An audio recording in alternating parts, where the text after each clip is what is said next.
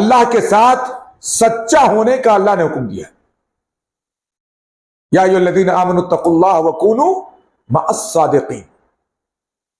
اے لوگوں اللہ کا تقوی اختیار کرو، سچے لوگوں کے ساتھ ہو جاؤ.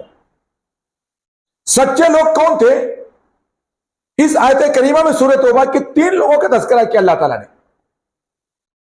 جو غزوہ تبوک سے پیچھے رہ گئے تھے، لیکن انہوں نے عام منافقین کی طریقے سے جھوٹ نہیں بولا. کیوں جھوٹ نہیں بولا؟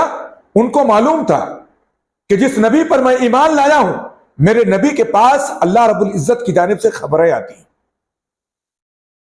اگر میں آج جھوٹ بول کر کے بچ گیا، ظاہری رسوائی سے اللہ نے مجھ کو بچا لیا، تو اللہ رب العزت نے اگر پردہ فاش کیا تو ہمیں کوئی بچا نہیں سکتا ہے.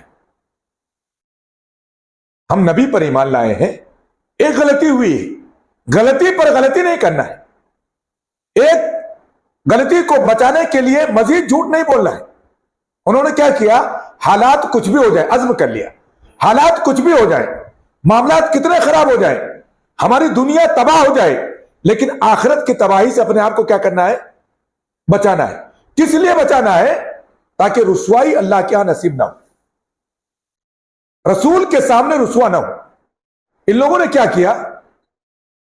کوئی بہانہ نہیں بنایا کہ اللہ کے رسول ہم تیار تھے، ہمارے پاس گھوڑا تھا، ہمارے پاس جنگی ہتھیار تھے، ہمارے پاس وسائل تھے، اس ذات میں تھے کہ آپ کا لشکر گیا ہوا ہے، کل بھی نکلیں گے تو پہنچ جائیں گے، پھر سستی ہوئی پرسوں نکلیں گے تو پہنچ جائیں گے، یہاں تک کہ آپ کے واپسی کی خبر آ گئی اور ہم مدینہ چھوڑ نہیں سکی. اللہ کے رسول صلی اللہ علیہ وسلم نے ان کو سزا دی، ان کا بائیکاٹ ہوا.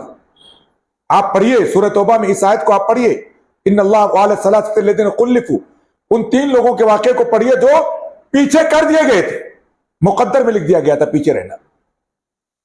انہی کی مثال اللہ نے کہا یا ایھا الذین آمنوا اتقوا اللہ وکونوا مع الصادقین. اللہ کا تقوی اختیار کرو، سچے لوگوں کے ساتھ ہو جاؤ. سارے متقیوں کو ہدایت کی گئی، انہوں نے ساری سزائیں برداشت کر لی، لیکن اللہ رب العزت نے کیا کیا؟ ان کی صداقت پر اور ان کی حقانیت پر، ان کے رب کے ساتھ بہترین تعلق پر اللہ نے انعام کیا دیا؟ ان کی توبہ کو اللہ نے مثال قرار دیا. ان کی توبہ کو اللہ نے کیا کیا؟ مثال قرار دیا. ان کا بطور مثال سورہ توبہ میں تذکرہ ہے کہ ان 3 لوگوں کا آئیڈیل قرار پائے، نمونہ قرار پائے.